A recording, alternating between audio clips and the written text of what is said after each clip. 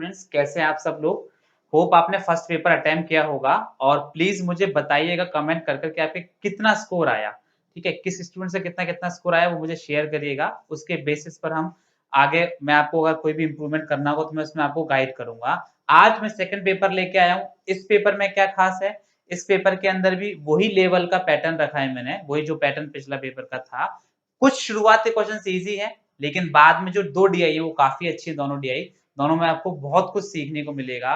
और इस पेपर के अंदर भी कोशिश करना आप सब लोग कि आपका स्कोर क्या 25 प्लस जा रहा है क्या। मैं फिर बोला हूं, मैं नहीं कहता कि 35 है, लेकिन आप एटलीस्ट 25 प्लस स्कोर करो with in the time duration of the given paper. ठीक है, 20 मिनट्स में या 25 मिनट्स में भी अगर आप कर रहे हो तो बहुत ही अच्छी बात है। चलिए स्टार्ट करते हैं फर्स्ट क्वेश्चन को। देखिए पहला क्वेश्चन क्या है, क्वाड्रेटिक का है। मैं स्टार्ट करता हूं। अब देखो जरा किस अप्रोच से जो हमने लास्ट बार सीखी थी उन्हीं से करते हैं। देखो पहला क्वेश्चन क्या कहता है, 3x square minus 17x plus 10। फटाफट से देखो मैंने क्या सिखाया था, 10 है, इसके फैक्टर के लिए 2 और 5। अब देखो जरा 17 चाहिए तो 5 दिया 15 और 2 तो माइनस का 15 और माइनस का 15 माइनस 2 आ जाएगा। क्या होगा, साइन चेंज 15 और 2। देखो अभी 3 लिखने की कोई जरूरत नहीं है, ध्यान देना क्यों नहीं है। ठीक है, 3y square plus 4y minus 4। यहाँ और यहाँ कोफिशिएंट सेम है, डिवाइड करोगे तो कोई फर्क ही नहीं पड़ना। ठीक है, अब यहाँ कितना आ गया 12। अब 12 और हमें क्या चाहिए, सम 6, तो इसका मतलब माइनस 6 प्लस 2 से आ जाएगा क्या। देखो जरा कैसे भाई, माइनस 6 प्लस 2 कितना आ गया, माइनस का 4। हमें चाहिए पॉजिटिव, तो यहाँ पर मैंने डायरेक्ट लिख दिया था इसको, चाहे शुरुआत में ऐसे लिख लो 6 माइनस 2। अगर 6 माइनस 2 लिखा तो साइन चेंज किया तो ये कितना कितना हो गया, 6 और माइनस 6 और 2 कितना हो गया, माइनस 6 और 2। अब देखो जरा 15 इन दोनों से बड़ा है, 2 इससे बड़ा भी है और इसके बराबर भी है, इससे तो बड़ा और इसके बराबर भी है, तो आंसर कितना आ गया, x greater than equals to y। कितना आ गया, x greater than equals to y। Clear है। चलिए नेक्स्ट क्वेश्चन की तरफ चलते हैं। देखो जरा नेक्स्ट क्वेश्चन क्या कहता है फटाफट से, 3x square minus 14x plus 8। मैं साथ में दूसरा भी लिख लेता हूं, 3y square minus 20y plus 12। ठीक है, अब देखो जरा, अब 8 3 जा 24 और 14 है, इसका मतलब क्या हो गया, 6 और 8 माइनस 6 और माइनस 8, 8 से 14। ठीक है, फैक्टर क्या क्या हो गया, 6 और 8 पॉजिटिव में। ठीक है, अब यहाँ पर करते हैं 12 दूनी 12 3 36। 36 किस किस तरीके से आ सकता है, देखो फैक्टर ऐसे कर लो आप इसका, 3 और 4। ठीक है, मैंने क्या सिखाया था आप लोगों को कि आपको ये बनाना है और तोड़ ली इसको 3 2 2। मैंने कहा कि सबसे पहले क्या करा करो, बड़े नंबर्स को एक साथ ले लो, तो 3 3 9 9 2 से 18 और 2 फैक्टर क्या क्या आ गए, माइनस 18 और माइनस 2। मैंने कहा उसके बाद साइन चेंज होगा, साइन चेंज कर दिया 18 और 2।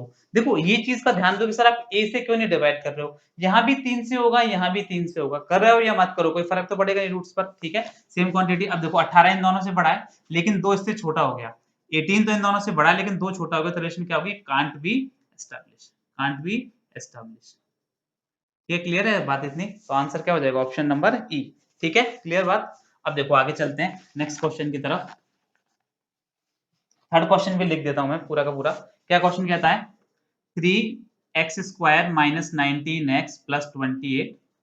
अगला क्या कह रहा है आपसे, 4y square minus 5y minus 6। इस क्वेश्चन में क्या है, a को कोफिशिएंट दोनों का डिफरेंट होगा तो हमें डिवाइड करना पड़ेगा। ठीक है, 28 या 84, या फिर इसको ऐसे लिख लो 12 और 7। ठीक है, और फैक्टर कर लो इसके, तो 12 के फैक्टर क्या हो सकते हैं, 3 और 4। ठीक है, अब हमें क्या क्या चाहिए, देखो अब इस केस में हमें क्या क्या चाहिए, 28 मैंने पूरा लिख दिया, 28 के लिख लीजिए आप इसको। तो यहाँ पे क्या आ गया 7 2 2 और वहां पर क्या है 3, तो इसका मतलब क्या हो गया 12 और 7, 12 7 84 से बन सकता है। ठीक है, आ गया हमारे पास, तो माइनस 12 और माइनस 7। ठीक है, इतनी बात क्लियर है। इन दोनों को मल्टीप्लाई करने पर 84, जोड़ने पर ये क्या सीखा था, ए से डिवाइड करना, तो 12/3 7/3। ठीक है, 12/3 ये वैल्यू आ गई आपकी 4 और ये आ गई आपकी 2 पॉइंट समथिंग। ठीक है, 2.1 के करीब आ जाएगा। यहाँ देखते हैं यहाँ कितना है 24 और जोड़ने पर कितना चाहिए था हमें, माइनस का 5। मतलब 8 और 3 से काम चल जाएगा क्या, माइनस 8 और प्लस 3। ठीक है, माइनस का 5 आ रहा है, साइन चेंज किया तो 8/4 और माइनस का 3/4, तो ये कितनी वैल्यू आ गई 2 और ये वैल्यू होगी 0.75। कितनी आ गई 0.75, ये दोनों पॉजिटिव है। ठीक है, 4 इन दोनों से बड़ा है और यहाँ पर 2 पॉइंट समथिंग आएगा, 2 पॉइंट समथिंग आएगा यहाँ पर, तो इसका मतलब क्या हुआ, x ग्रेटर देन y। क्या आ गया, x greater then y। Clear है बात इतनी सबको। चलिए नेक्स्ट क्वेश्चन की तरफ चलते हैं। देखो जरा नेक्स्ट क्वेश्चन क्या कहता है हमारे पास, 6x square plus 23x plus 21। ठीक है, यहाँ पर है 3y square minus 14y minus 5। ठीक है। अब देखो जरा 21 के फैक्टर करें कितने आ गए 7 और 3। अब हमें चाहिए क्या, हमें 23 चाहिए। ठीक है 23 चाहिए तो उसके और फैक्टर कर लेते हैं। देखो 6 18 7 25 बनेगा तो वो तो चाहिए नहीं, 2 और 3 से फैक्टर कर लेते हैं। अब देखो जरा बड़े और छोटे नंबर को एक साथ लो, 7 दूनी 14 और 3 3 9, 14 और 9 एक फैक्टर हो गया इसका 14 और 9। ठीक है क्लियर है बात, तो 14 9। अब क्या चाहिए, दोनों पॉजिटिव हैं, मैंने क्या सिखाया था, साइन चेंज करते तो माइनस कर दीजिए दोनों को, 14 और 9/6 ये भी 6। ठीक है तो कितना आ गया -7/3 और 3 से 3 3 से 2 माइनस का 3/, ये फाइनल रिजल्ट आ गया हमारे पास। ठीक है 2 से 7 2 से 3, यहाँ देखते हैं 5 3 15 और जोड़ने पर कितना आना चाहिए -14, तो इसको क्या लिखोगे आप -15y, या चलो डायरेक्ट लिख लीजिए, मत लिखिए y और माइनस का 1। ठीक है पॉजिटिव चाहिए तो प्लस का 1। अब क्या होगा, साइन चेंज करेंगे, साइन चेंज करेंगे तो 15 की वैल्यू पॉजिटिव, इसकी वैल्यू नेगेटिव। अब 15/3 माइनस का 1/3, तो ये कितना आ गया 5 और माइनस का 0.3 लिख सकते हैं इसको, माइनस का 0.3। पॉजिटिव दोनों नेगेटिव से बड़ा होगा, ये तो क्लियर है बात, मतलब y तो इन दोनों से तो बड़ा ही है। इस केस में क्या होगा 0.3, नेगेटिव में छोटी वैल्यू बड़ी होती है, 0.3 इन दोनों से बड़ा होगा, तो इसका मतलब हमारा आंसर क्या हो गया y ग्रेटर देन x। क्या हो गया y greater than x। Clear है इतनी बात सबको। ठीक है आइए लास्ट क्वेश्चन की तरफ चलते हैं इसके क्वाड्रेटिक के। देखो सर फटाफट से देखिए, देखो अगला क्वेश्चन क्या कहता है, लास्ट क्वेश्चन हमसे क्या कह रहा है 2x² माइनस का 7x प्लस 3, यहां पर है हमारे पास 2y² प्लस 11y प्लस 12।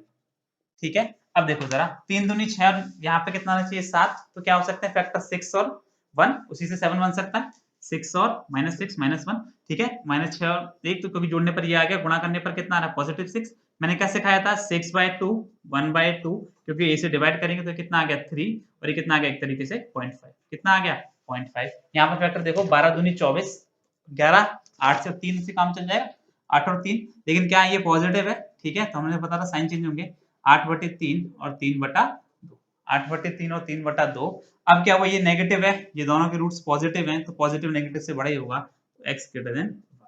क्या आ गया आंसर हमारा x ग्रेटर देन। होप ये बातें आपको समझ में आई होंगी इतनी। ठीक है चलिए नेक्स्ट 5 क्वेश्चंस की तरफ चलते हैं, देखते हैं क्या है वो।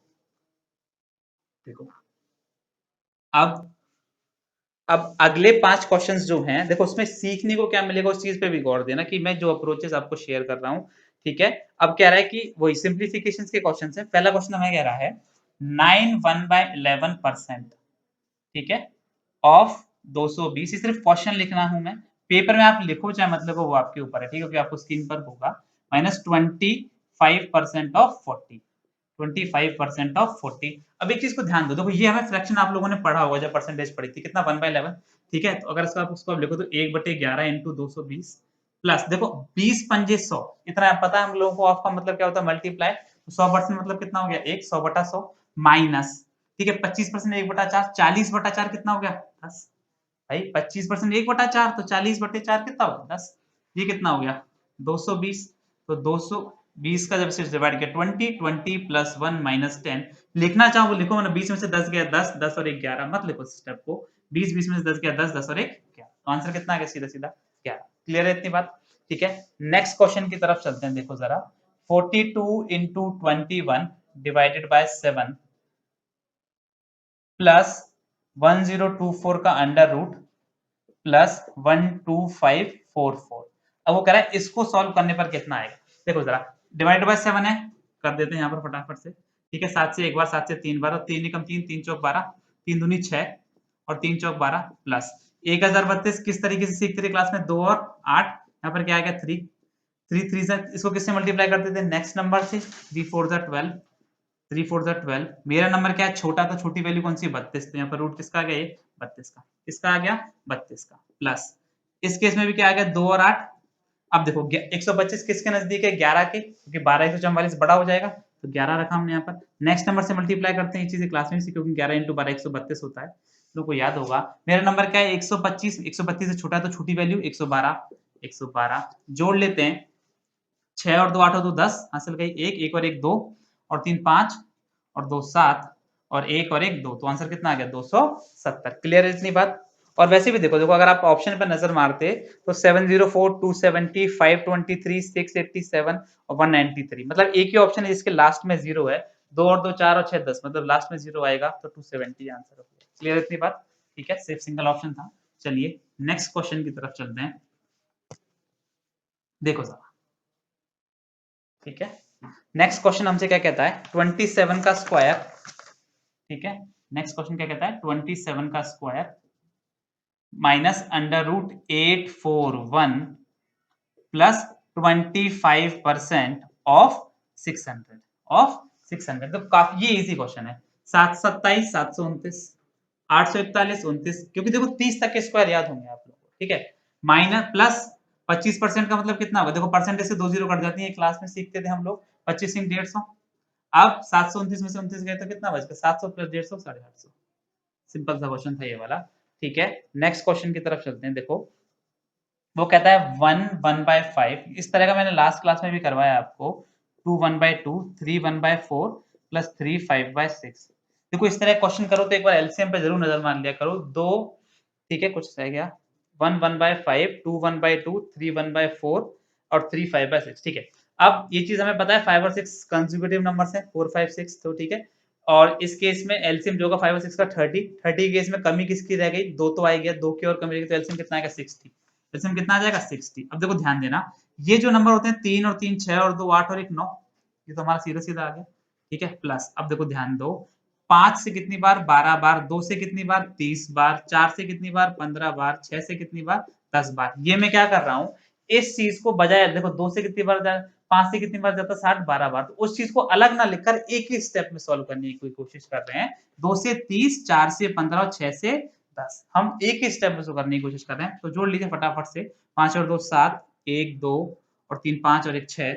ठीक है, क्लियर है? अच्छा ये 50 हो जाएगा, 6 से 10 और ये कितना हो जाएगा 50, तो ये कितना आ गया, 2 और 5 7, 5 और 1 6, 6 और 3 9 और 1 10, तो ये कितना आ गया 107/7। क्लियर है?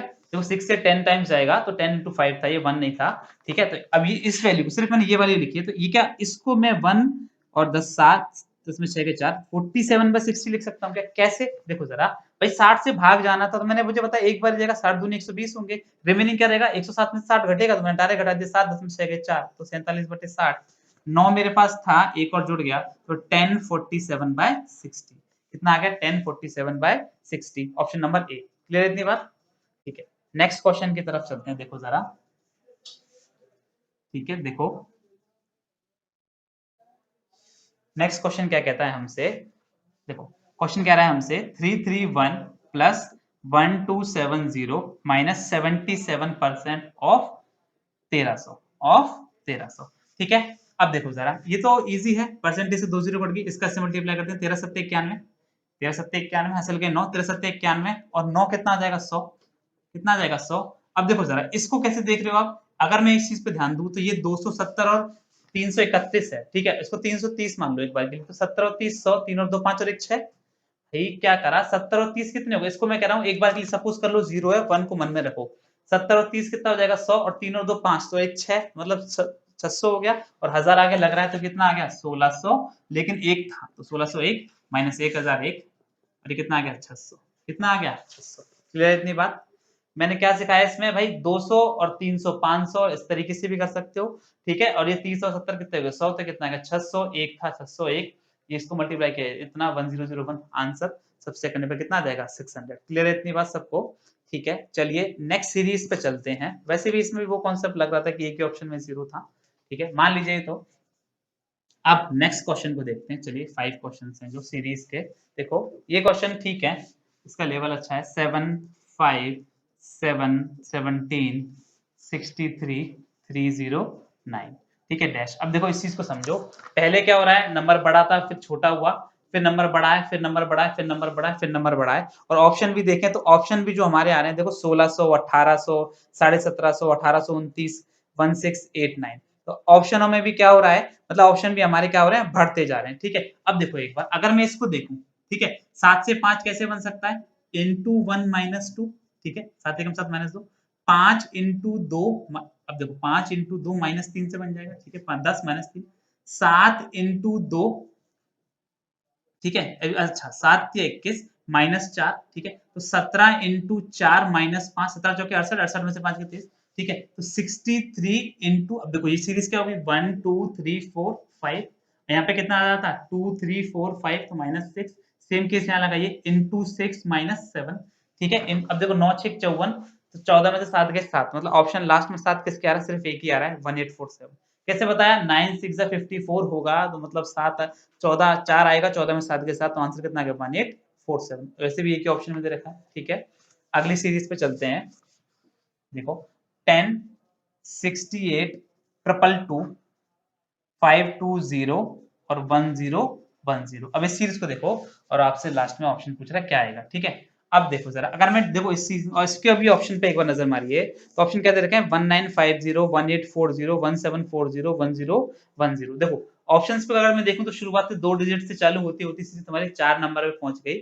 इसका मतलब ये हुआ कि या तो कोई नंबर का मल्टीप्लीकेशन ही फॉलो हो रहा है, डिफरेंस का नहीं है इसके अंदर, क्योंकि सीरीज सिंगल 2 नंबर चालू होकर 4 नंबर के में जा रही है। तो अगर आप देखो इसमें पैटर्न क्या क्या फॉलो हो सकते हैं, अगर किसी को थोड़ा बहुत भी क्यूब याद है तो वो इस चीज को रिलेट कर पाएगा कैसे, किस तरह आप ये भी सोच सकते हैं, 2 का क्यूब प्लस 2 8 और 10, 4 का क्यूब प्लस 4, ठीक है, 6 का क्यूब प्लस 6, ठीक है, 5 का सॉरी 8 का क्यूब प्लस 8, ठीक है भाई यही तो होगा, 2 का 8 और 10 64 और 4 68, 216 6 222 512 और 8, एक 10 का क्यूब प्लस 10। अब हमने आना पैटर्न क्या फॉलो हुआ, 2 4 6 8 10 12, मतलब लास्ट में क्या आएगा 12 का क्यूब प्लस 12, 1728 प्लस 12, तो कितना आंसर आ जाएगा 1740। कितना आ जाएगा 1740। क्लियर इतनी बात सबको, ठीक है। और देखो एक चीज समझो, जब आपको ये दिख गया कि इस तरीके से, तो पेपर में हमें ये लिखने की कोई जरूरत नहीं है, हमें पता है दो, पहला नंबर 2 है, फिर 4, फिर 6, फिर 8, फिर 10, फिर 12, सिर्फ समझाने के लिए बोर्ड पर लिखा गया, पेपर में सीधा करना है हम लोगों को ये चीज, ठीक है। देखो नेक्स्ट क्वेश्चन की तरफ चलते हैं, दोनों क्वेश्चंस पे। देखो नेक्स्ट क्वेश्चन क्या कहता है हमारा, 5, मैं लिख देता हूं, 5 7 17 31 65 डैश, ठीक है।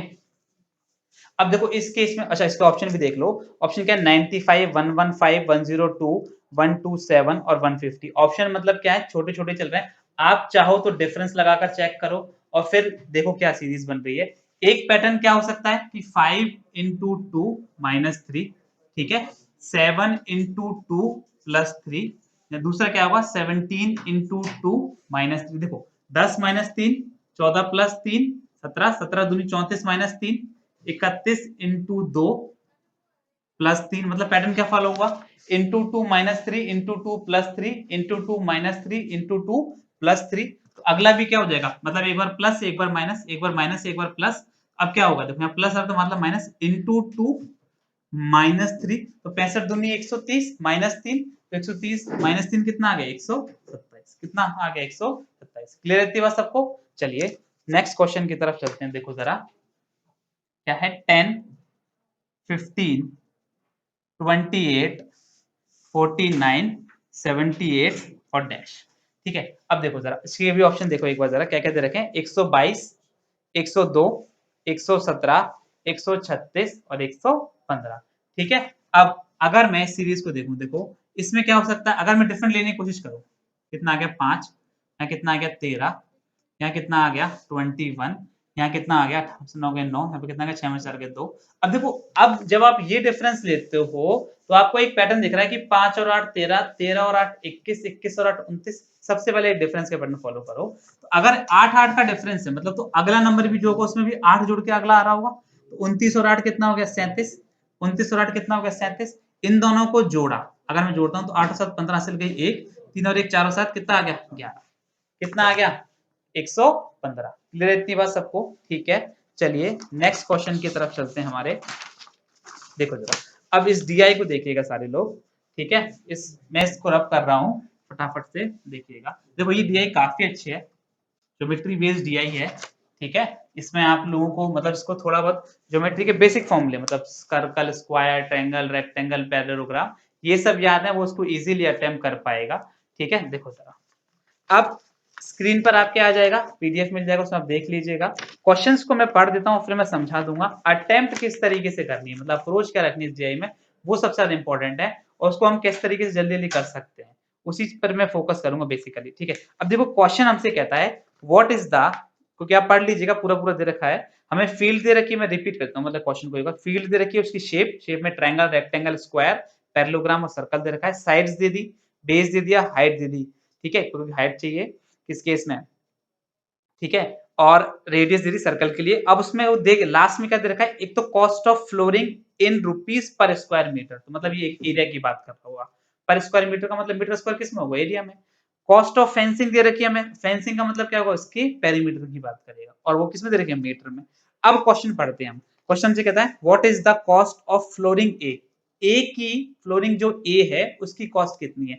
देखो अब ए क्या है, ट्रायंगल है, ट्रायंगल का एरिया जो हाफ बेस इनटू हाइट, ठीक है, राइट एंगल ट्रायंगल ही मान के चल रहे हैं इसमें, तो हाफ बेस इनटू हाइट मतलब 1/2, अगर मैं पहले ऑप्शन की बात करूं तो 1/2 ए के लिए क्या है वो हमसे, और कितना दे रखा है हमें 16 इंटू 12, ठीक है, ये तो एरिया आ गया। अब वो कह रहा है टोटल कॉस्ट, अब कॉस्ट अगर आप देखो तो ए में कितने रखी 50 रुपीज, कितने रखी 50, सॉल्व कर लीजिए 2 से 8 बार, 400 400 इंटू 12, 12 चौक 48, तो आंसर कितना आ गया 48, कितना आ गया 48। क्लियर इतनी बात सबको, बहुत इजी क्वेश्चन था ये वाला। अब देखो अगला क्वेश्चन क्या है, उसके अप्रोच को प्लीज नोट करिएगा सारे लोग। What is the difference between cost of fencing C and that of B, C का बी से फेंसिंग, ठीक है, फेंसिंग का मतलब पेरीमीटर हो गया, ठीक है, सी का बी से। अब देखो सी फिगर क्या है, स्क्वायर, ठीक है, और बी क्या है, रेक्टेंगल। अगर मैं पेरीमीटर लिखूं रेक्टेंगल का, ठीक है, तो ये कितना हो जाएगा हमारा 2 इंटू सी, सी और बी, अच्छा बी पहले कह रहा है तो बी का कितना दे रखा है, सी एंड दैट ऑफ बी, तो सी है हमारा स्क्वायर, चलो कोई से पहले लिख लीजिए, सी का अगर आप पहले लिखते हो तो 4 इंटू 15, ठीक है, और इसकी कॉस्ट कितनी आ रही है फेंसिंग की हमारी, इसकी कॉस्ट आ रही है हमारी 18, कितने रुपए आ रही है 18, ठीक है, ये हमारा सी का हो गया। और बी के लिए वो आपसे कह रहा था, ठीक है, सी और बी, बी कितना है हमारा, अब देखो बी रेक्टेंगल है और उसकी कॉस्ट कितनी 15, तो रेक्टेंगल के लिए क्या लिखोगे 2 इंटू एल प्लस बी, वो कितने रखा 10 और 12, तो 10 प्लस 20, 10 और 20 इंटू, अब इसकी प्राइस कितनी दे रखी है 15, कितनी प्राइस दे रखी है 15। अब देखो समझना सारे लोग, ये कितना हो गया 60 गुणा 18 हो गया क्या, ये वैल्यू भी 30 दूनी 60, तो 60 गुणा 15 हो गया क्या, अरे हाँ या ना, कितना हो गया 60 गुणा 18 माइनस 60 गुणा 15, कह रहा है इनके बीच का डिफरेंस 60 कॉमन है, 18 में से 15 गए 3, 3 इंटू 60 180, ठीक है।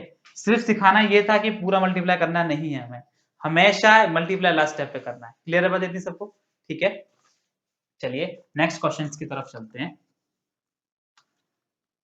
देखो अब अगला क्वेश्चन हमसे क्या कहता है, what is the ratio of cost of flooring to that of cost of fencing of field D, flooring he D की और फेंसिंग ही D की, उन दोनों की कॉस्ट का रेशियो कितना होगा। अब D क्या है, पैरेललोग्राम है, तो पैरेललोग्राम में अगर अपन उसकी बात करें, पहले किसकी करा है कॉस्ट ऑफ फ्लोरिंग, तो एरिया कितना हो गया LB, ठीक है। अब पैरेललोग्राम के अंदर बेस इनटू हाइट, अगर कॉस्ट की बात कर रहा है पहले केस में तो बेस इनटू हाइट, ठीक है। अब इसकी कॉस्ट कितनी लग रही है हमारे को,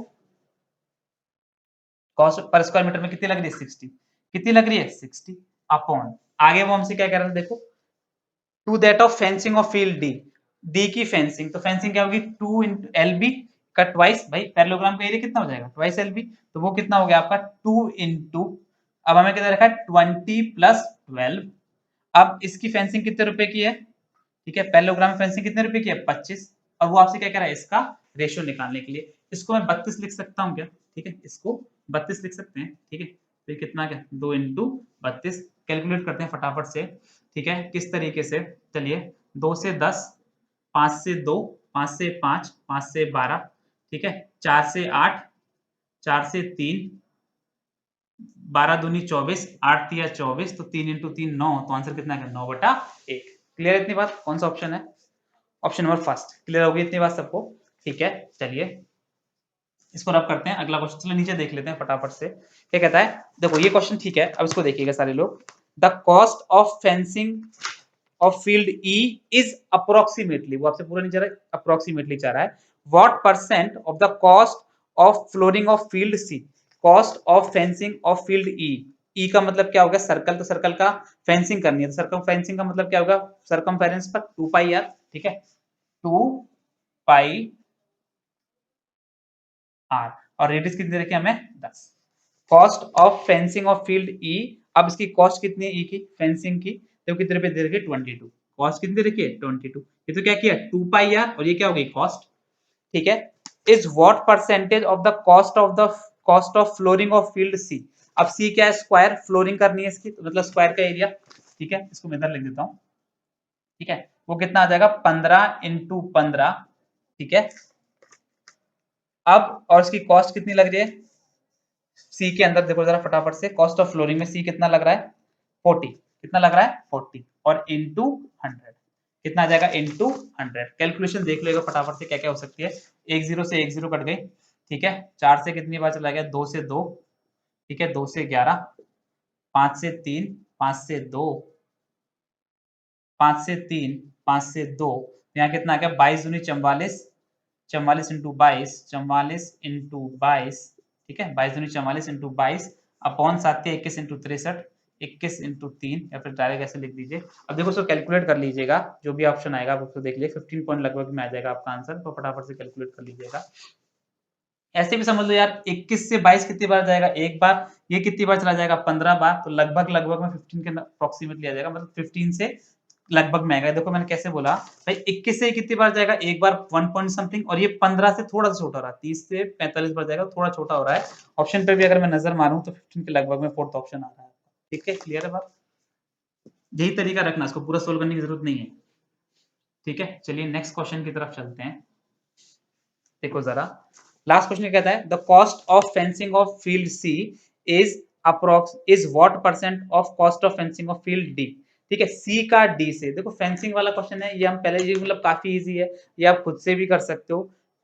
फील्ड सी का फेंसिंग, तो सी क्या है हमारा स्क्वायर, तो मतलब 4 इंटू 15, और फेंसिंग कितनी है 40, 4 इंटू 15 इंटू 40 अपॉन किससे करना है डी से, और डी क्या है हमारा पैरेललोग्राम, तो 2 इंटू 20 प्लस 12 इंटू, अब कितना है 60 इंटू 100, कैलकुलेट कर लीजिएगा आंसर कितना आ जाएगा 67.5। होप ये आपको समझ में आएगा। चलिए नेक्स्ट क्वेश्चन की तरफ चलते हैं, देखिए नेक्स्ट क्वेश्चन रेडार है, मैं उसको एक बार रिपीट पढ़ देता हूँ और उसका डायग्रामेटिकली इसको थोड़ा सा ब्रीफ कर दूंगा आपको, जब तक उसको क्वेश्चन को देखते हैं। देखिए आपके लिए पूरा का पूरा ये डायग्राम बना दिया है इसका रेडार का, अब इसको समझते हैं कि किस तरीके से होगा। मैंने डायग्राम इसीलिए बनाया कि आपका बेटर अंडरस्टैंडिंग आ सके। फर्स्ट क्वेश्चन में रीड आउट कर रहा हूं क्योंकि डायग्राम छोटा था।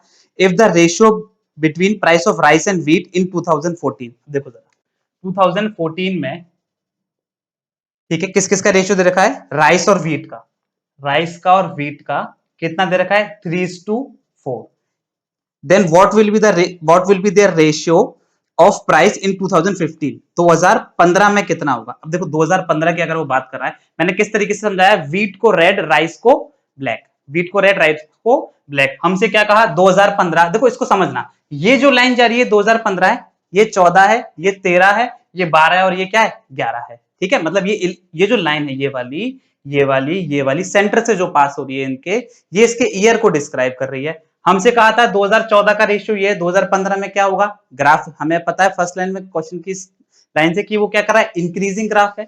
अब देखो जरा सबसे पहले किसके लिए कहा उसने राइस के लिए, तो राइस क्या था हमारा ये वाला, तो राइस ये वाला, तो ये वाला कितना है हमारा 20, देखो लास्ट वाला ये वाला 5, ये 10, इस वाले पेंटागन को अगर आप देखो तो ये वाला 5, ये देखो देखो 5 10 15 20, ये हो गया 3 इंटू 120% डिवाइडेड बाय, अब ये वाला कितना हो जाएगा 15, ये वाला बाहर वाला भाग कितना है 15, तो डिवाइडेड बाय 115%, क्योंकि इंक्रीजिंग था हर बार इंक्रीज कर रहा है, तो 5 10 15 20, 100 प्लस 15 100 प्लस 20, अब परसेंट से परसेंट कट गई, 4 से 30 बार, ठीक है, 3 से कितनी बार 3 से नहीं, 5 से कर लिया, 5 से 6 5 से 23 बार, तो 3 से नहीं गया, तो कितना आ गया आंसर आपका 18/23, कितना आ गया 6 3 से 18, 18/23। क्लियर है इतनी बात, फर्स्ट क्वेश्चन समझ में आया, 2015 में ये वाला लेना था हमें, ठीक है। नेक्स्ट क्वेश्चन करते हैं, चलिए देखो जरा क्या कहता है, if the price of wheat in 2011 is 7200, अब देखो जरा इसको मैं रब कर रहा हूं, व्हीट 2011 में 7200 रुपए का था, ठीक है, आगे वो हमसे क्या कह रहा है पर quintal, then what will be the price in year 2013, देखो किसकी बात कही है व्हीट की 2011 में। अब देखो जरा व्हीट किससे है रेड से, 2011 की बात हो गई, हमसे क्या कहा था, अब 2013 पूछ रहा है, तो 12 और 13 क्या क्या 12 और 13, तो 12 में कितना है, देखो ये बाहर वाला कितना है 15, इतना आपको मतलब फिगर में समझना चाहिए, 5 10 15, तो ये 15 और ये वाला कितना है 10, तो ये कितना आ गया 12 में 15, तो ये आ जाएगा 115/100। और ये वाली वैल्यू कितनी आ जाएगी 110/100। कितनी आ जाएगी 110/100। किस तरीके से, देखो इस चीज को समझो, ये 10 पर है, इंक्रीज है, तो 100 + 10। ठीक है, अब इसको देखो, चाहो तो कैलकुलेट करना वरना मत करना। 0 0 2 0 से 2 0, मुझे पता है आंसर 11 का मल्टीपल होगा। 11 का सिर्फ एक ही मल्टीपल है इसके अंदर 9108, डायरेक्ट कर सकते हो। ठीक है, 11 का मल्टीप्लाई करने की कोई जरूरत नहीं है, 5 से 23 बार काटो, 2 बार काटो तो सॉल्व करो, कोई जरूरत नहीं है। ठीक है, चलिए अगले क्वेश्चन की तरफ चलते हैं। देखो क्लियर हो गई बात आपको, मैंने किस तरीके से समझाया, ये वाला और ये वाला क्यों लिया है। ठीक है, चलिए अगला क्वेश्चन की तरफ चलते हैं। देखो जरा, क्वेश्चन से कहता है what is the effective percentage increase in price of wheat from 2011 to 2013। अच्छा, 2011, देखो व्हीट की बात करें मतलब रेड, 2011 से 2013 में कितना इंक्रीज हुआ। ठीक है, अब देखो यहां पर कितना है, 2011 से 2013 माने मतलब 12 में कितना और फिर 13 में कितना। आप इफेक्टिव परसेंटेज से कर सकते हो, किस तरीके से, यहां पर कितना है 15, और यहां पर देखो 15 है, यहां पर ये वाला ट्रायंगल बाहर वाला 15, और 2012 और 2013, 13 में ये वाला है, तो ये वाला भाग कितना है हमारा 10, क्योंकि ये वाला ट्रायंगल कितना है 10, 5 10। ठीक है, तो मतलब अगर मैं इफेक्टिवली लिखूं तो पहले साल का 15, अगले साल का 10 प्लस 15 इंटू 10/100, यही होगा। किस तरीके से 15 और 10 इफेक्टिव परसेंटेज तरीके से निकालते हैं, 25 प्लस 1.5, तो कितना आ गया 26.5। कितना आ गया 26.5। क्लियर होगी इतनी बात सबको। चलिए नेक्स्ट क्वेश्चन की तरफ चलते हैं। देखो जरा, देखो अगला क्वेश्चन है क्वेश्चन नंबर 24। क्वेश्चन हमसे कहता है, देखो ये क्वेश्चन ठीक है, इसको पढ़ो पूरा। If a person expends ₹4140 in buying rice of ₹120 पर केजी इन ईयर 2012। अब देखो 2012 में वो क्या करता है, 4140 रुपए का राइस खरीदा है। ध्यान देना, राइस मतलब क्या हो गया, ब्लैक। ठीक है, आगे वो कितने रुपए का 120, तो डिवाइड बाय 120 किया हम लोगों ने, तो ये वैल्यू अब सॉल्व करने आएगी 34.5। हमने कितना किलो खरीद लिया 34.5। आगे वो हमसे क्या कहता है, then he has to reduce his consumption of rice by how many kg in year 2013। 2013 में राइस कितने से कम हो। अब देखो राइस क्या था ये, ठीक है ब्लैक, और ये वाला हमारा कितना है 15% है, जरूरी बात 15% है। तो वो हमसे यही कह रहा है, how many kilogram in year 2013 for the same expenditure of 4140, मतलब 4140 रुपए के लिए ही उसको कितना कंजम्पशन कम करना पड़ेगा। ठीक है, तो 2012 में ये है, 2013 में हमें पता है 4140 है। ठीक है, कितना किलो ले रहे हैं हम 120 के हिसाब से। अब क्योंकि देखो ये वैल्यू क्या थी 15% बढ़ी हुई थी, तो कितना आ जाएगा 115/100। कैलकुलेट कर लेना इसको, 0 से 0 कट गई, 5 से 23, 5 से 2, 2 से 6, 23 से काट लीजिए, 23 से एक बार, 23 से कितनी बार जाएगा, देखो अब 3 से 4 आएगा, लास्ट का वो आएगा 8 में, और 0, 6 से 1, 6 से 30, तो ये वैल्यू कितनी आ गई 30। पहले कितना खा रहे थे हम 34.5, अब कितना खा रहे हैं 30, तो अब कितना कंजम्पशन आ जाएगा 4.5 किलो। कितना कंजम्पशन आ जाएगा 4.5 केजी। क्लियर है बात इतनी सबको। नेक्स्ट क्वेश्चन की तरफ चलते हैं, देखो जरा। ठीक है, ठीक है, देखो क्वेश्चन, लास्ट क्वेश्चन है ये इसका, क्या कहता है, if the price of wheat in 2013 is 132 rupees. अब देखो 2013 में कितने रुपए दे रखा, देखो व्हीट की बात कर रहा है 132।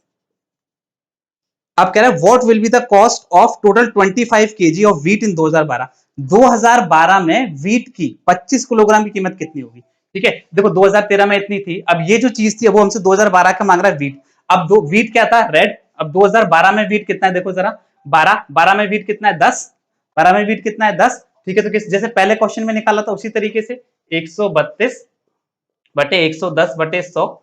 ठीक है, कैलकुलेट कर लिए, 0 से 0, 11 से कितनी बार 12 बार, और ये ऊपर गया तो कितना आ गया 120 रुपए। तो 2012 में कितने रुपए हो गई वीट की कीमत 120 रुपए। और उसने हमसे क्या कहा था, कितने रुपए के लिए निकाल, कितने किलोग्राम के लिए निकाला 25 किलोग्राम के लिए, तो ये कितना आ गया 120 इंटू 25, टोटल वैल्यू कितनी आ गई 3000। कितनी वैल्यू आ गई, तो हमसे ये पूछा था उसने कितने रुपए का आ जाएगा, तो टोटल वैल्यू कितनी आ गई 3000। होप ये आपको समझ में आया होगा, मैंने इसलिए डायग्रामेटिकली समझाया है आपको पूरा का पूरा। ठीक है, नेक्स्ट क्वेश्चन देखिए।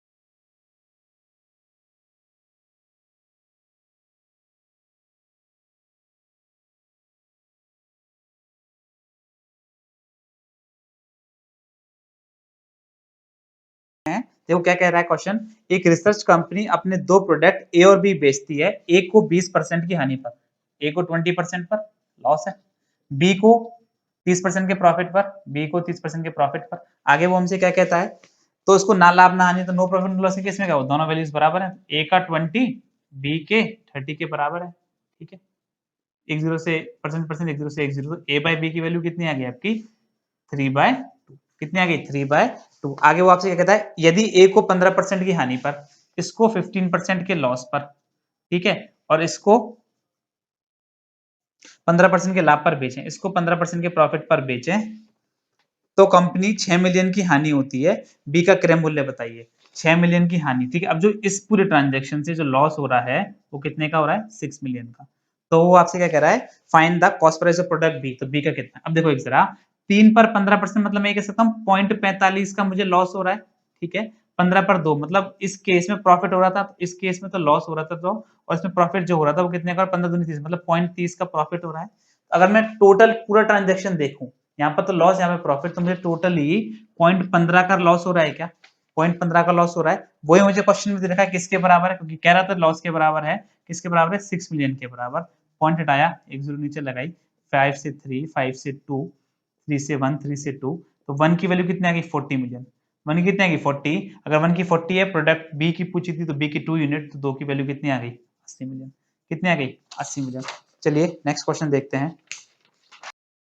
देखते हैं बोट एंड स्ट्रीम का है, क्या कहता है, the time taken by a boat to cover d-11 kilometre upstream, ठीक है, d-11 किलोमीटर अप स्ट्रीम, ठीक है, अप में जा रहा है, इस 5 टाइम्स मतलब 5 गुना है, 5 टाइम्स मैं यहां लिख देता हूं, किसका, आगे बढ़ते हैं हम, taken by the boat to cover d-21 kilometre downstream, downstream में जब वो d-21 जाती है उसका, कितने का उसका, मतलब यहां पर अगर एक टाइम लगा तो यहां 5 दूरी ये और इसकी दूरी ये। आगे वो क्या कहता है, if the ratio of speed of current to speed of boat in downstream is 1:3। अब देखो जरा, अब जो स्पीड का रेशियो दे रखा है हमें अप में और डाउन में, वो हमें कितना दे रखा है 1:3, ठीक है। रेशियो को मैंने a और 3 लिख लिया। अगर मैं यहां से x और y निकालूं तो कितना आएगा 3 a, 3 a अपॉन 2, मतलब 3 और 1 4, 4/2 2। ये क्या होता था बोट की, और ये किसकी होती है करंट की, मेरे वीडियोस देखे होंगे बोट इंडस्ट्री में मैंने बताई थी बात। अब 3 - 1, 3 - 1 कितना आ गया 1, और 2 तो 2/2 कितना आ गया 1, तो ये कितना आ गया 2 और ये कितना आ गया 1। अब समझो क्या कहता है हमसे, लास्ट लाइन में वो हमसे क्या पूछना चाह रहा है, वो आपसे ये पूछना चाह रहा है कि d-8 किलोमीटर अप स्ट्रीम 14 घंटे में, अगर वो कह रहा है d-8 किलोमीटर जाना है उसको 14 घंटे में, तो उसकी स्पीड जो है वो कितनी होनी चाहिए, तो उसकी स्पीड कितनी होनी चाहिए। अब देखो अननोन कितने सारे हैं, डी नहीं पता, ठीक है, पहले डी निकालना पड़ेगा, उसके बाद उसको यहाँ पुट करना पड़ेगा, फिर सॉल्व करना पड़ेगा। सॉल्व करते हैं। अब अगर मैं इसको बिल्कुल बेसिक से बताऊं तो देखो कैसे लिखोगे आप, अप स्ट्रीम में क्या होगा, अप स्ट्रीम में स्पीड क्या होगी 2 - 1, तो कितनी होगी 1, ठीक है। मैंने रेशियो क्यों लिख दिया, मैं फिर समझा दूंगा, ये चीज मैंने बॉटम स्ट्रीम में बार-बार कही कि डायरेक्ट क्यों लिख रहा हूं मैं। अब दूरी की स्पीड, डिस्टेंस, टाइम कितना लग रहा है 5 यूनिट, डिवाइडेड बाय, अब दूसरा केस क्या है डाउन स्ट्रीम का, डाउन का मतलब 2 और 1 3, ठीक है। डिस्टेंस कितनी है आपकी d-21, और टाइम कितना लग रहा है आपको 1 यूनिट, टाइम कितना लग रहा था 1, यहाँ 5 गुना था 1 गुना, x वेरिएबल लेने की कोई जरूरत नहीं है। अब अगर मैं इसको सॉल्व करता हूं तो देखो इसको यहां ले जाते हैं, ये 5 आ गया, इसको सॉल्व करते हैं, 5/3 कैसे लिखा, 5 = d-11 अपॉन, ये रेशियो से ये रेशियो कट जाता है, ये रेशियो से ये रेशियो कट जाता है, वैल्यू कट जाती है d-21। ये चीज आपको याद होगी, मैं क्लास में बताता था 5d 3d 2d क्योंकि सेम साइन है, ठीक है। 33 और 105 डिफरेंट साइन है, ये कितना आ जाएगा 105 - 33, तो 2d बराबर 72, तो d बराबर कितना आ गया 36, मतलब d की वैल्यू हम लोगों ने फाइंड आउट कर ली कितनी 36। कह रहा था d-8/14 घंटे में, तो स्पीड निकालनी है, तो d की वैल्यू मैंने निकाली कितनी थी 36, 36 में से 8 गए तो कितना आ गया 24, 28, अभी कितना आ गया 14 घंटे में, तो कितना टाइम लेगा, कितना टाइम में चल देगी 2 किलोमीटर पर आवर में, कितनी देर में चल देगी 2 किलोमीटर पर आवर में।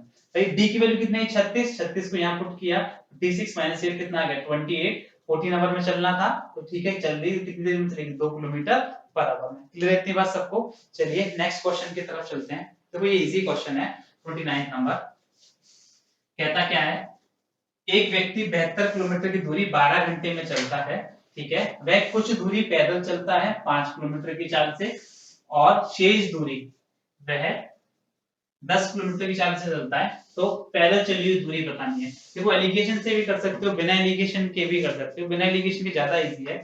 मान लो उसने x दूरी चली, तो टोटल टाइम पता है मुझे, टोटल टाइम कितना लग रहा है, 72 किलोमीटर को चलने में 12 घंटे। अगर मैं आपसे कहूं x चल रहा है, x को किस स्पीड से चल रहा था, ठीक है 5 से, तो एक टाइम t1 हो गया, रिमेनिंग 72 माइनस x बची, वो कितनी देर में चल रहा था, 10 से, और टोटल टाइम कितना लग रहा है, 12। ये तो कह रहा था t1 प्लस t2 बराबर टोटल टाइम d, ये बहुत इंटरेस्टिंग वाली कांसेप्ट हो गया। तो into 2 into 2, 2x minus x, x plus 72 बराबर 120, तो 120 में से 72 गए, आंसर कितना आ गया, 48। तो आपसे यही पूछा था फुट पर कितनी देरी, सिंगल 2 स्टेप का सवाल था, कोई जरूरत नहीं रिवीजन की। चलिए नेक्स्ट क्वेश्चन देखते हैं, ठीक है।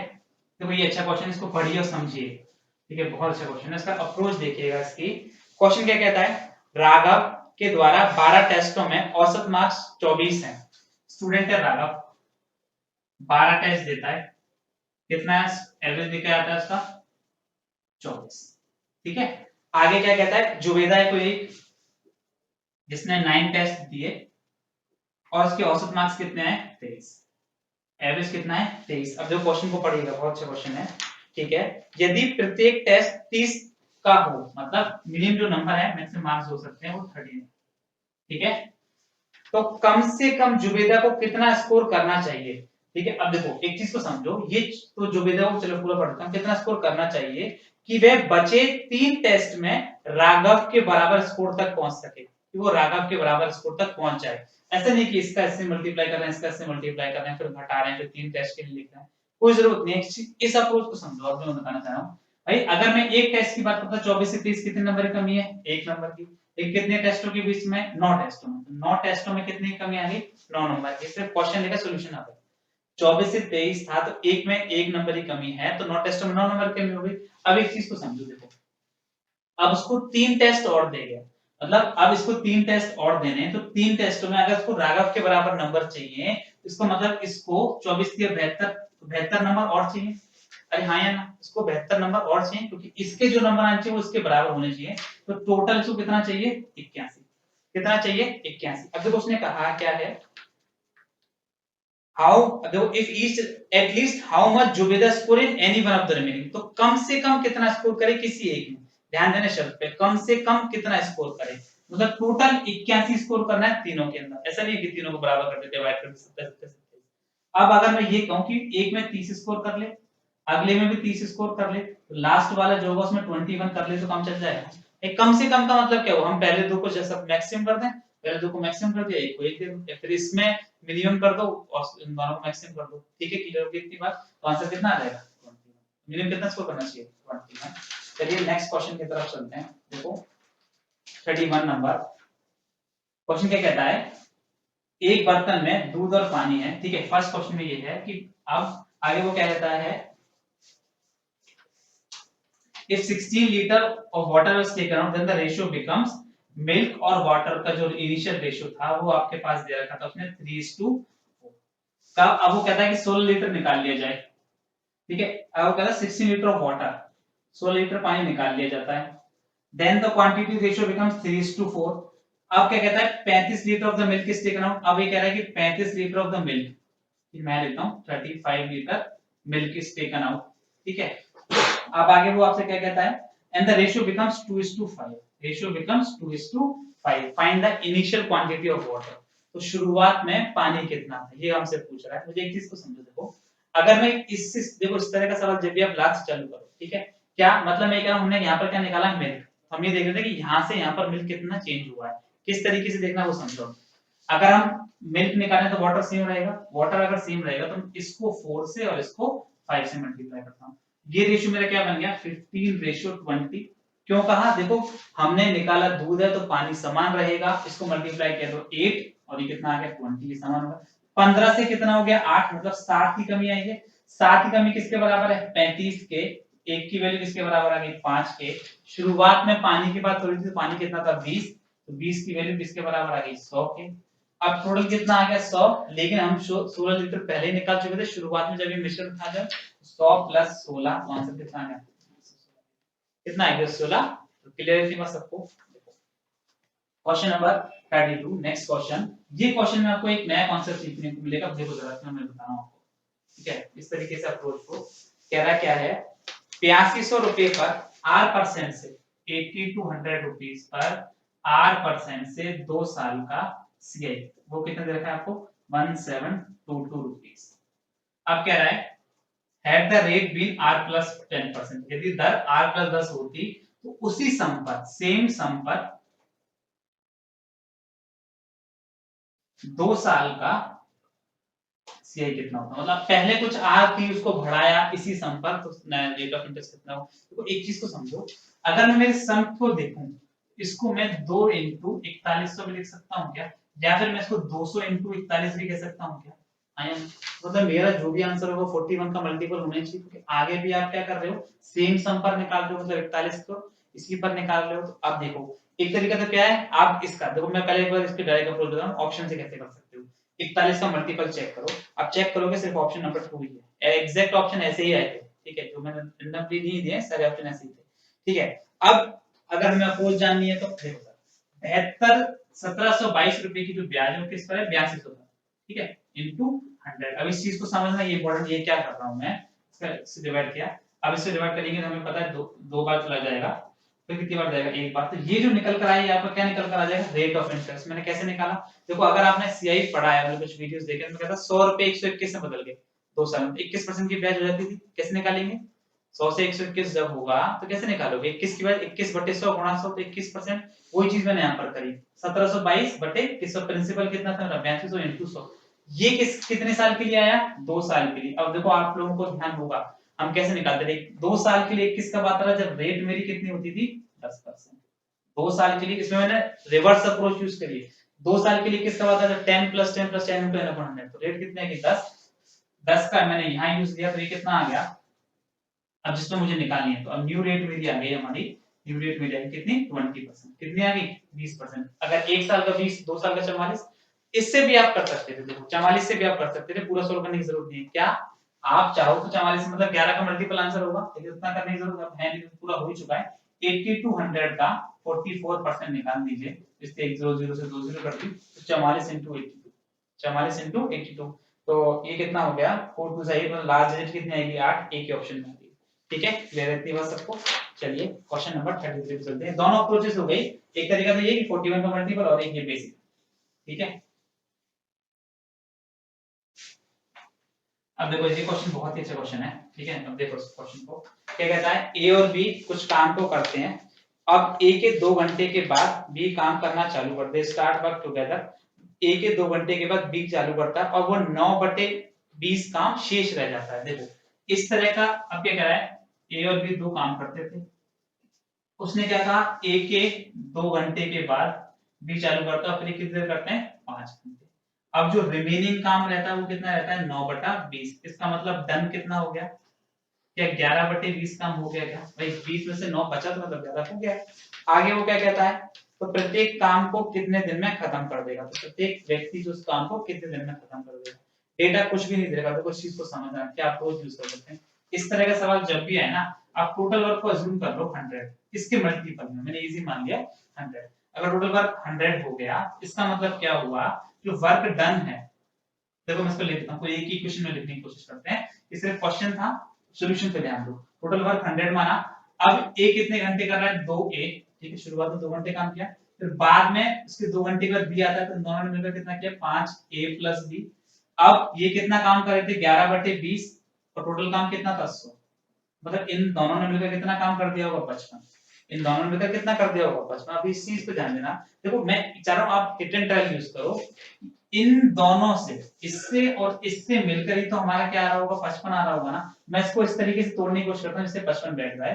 मान लो a प्लस b की वैल्यू 9 हो गई, तो a प्लस b 5 9 45, तो a की वैल्यू कितनी आ जाएगी, ए की वैल्यू कितनी आ जाएगी 5। तो ये क्या है, ये एफिशिएंसी निकल कर है, किस तरीके से देखा, मैंने कहा ये 55 था, अब ये 55 था तो a प्लस बी और ये a है, तो ये वैल्यू मैंने क्या सोची, रेटेड थी कि सर अगर ये 9 हो गई, ये a हो गई, तो ये कितना होगा 45 और 10 55।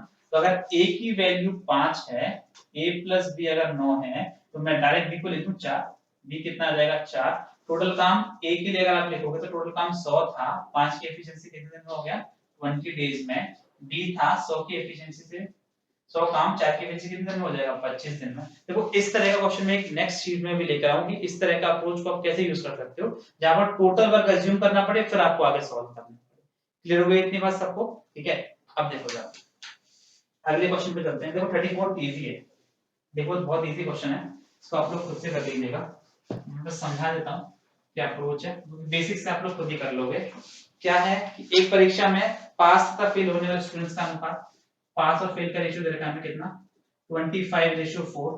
यदि 5 और ने परीक्षा दी होती, मतलब 5 मोर और अपीयर, ठीक है 5 और ने, मतलब जो टोटल था टोटल प्लस 5, टोटल प्लस 5 ने और परीक्षा दी होती तो फेलियर्स जो होते वो 2 कम होते, फेल 2 कम होते, जो पहले फेल थे मान लीजिए 4x थे ये, ठीक है टोटल कितने हो गए 29x प्लस 5, तो फेल जो होते वो 2 कम होते, तो जो नया रेशियो होता वो 22:3 होता, ठीक है कितना होता 22:3। Total number of students who appeared in the exam, जो अपीयर किए, अब देखो अपीयर करने वाली जनता कितनी होगी 25x प्लस 4x, मतलब कितना होगा 29x, आंसर जो होगा 29 का मल्टीपल होगा, अगर आंसर 29 का मल्टीपल होगा तो 29 का सिर्फ एक ही मल्टीपल दे रखा है 145। क्लियर है बात इतनी, कर लोगे सीधे, ठीक है बाकी बेसिक से कर लेना इस तरीके से, फिर इन दोनों को रेशियो लेके इसमें से ये सब्ट्रैक्ट करके वैल्यू आ जाएगी, उसका रेशियो ले लीजिएगा और उसे पुट कर दीजिएगा 22/3 से, बेसिक से भी हो जाएगा, ठीक है।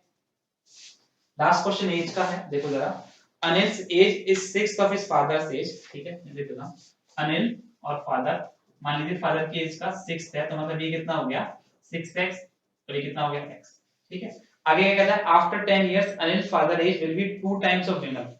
अब देखो अब दुगनी हो रही है विमल की, मतलब 10 साल के बाद अनिल के पिताजी की आयु विमल की आयु की दुगनी हो रही है। अब देखो तीसरा बंदा आ गया विमल, विमल के लिए क्या कहता है, if Vimal 8th birthday celebrated 2 years ago, 8th birthday 2 year ago, तो इसका मतलब करंट जो होगा वो कितना हो जाएगा 10 का, करंट कितना हो जाएगा 10 का।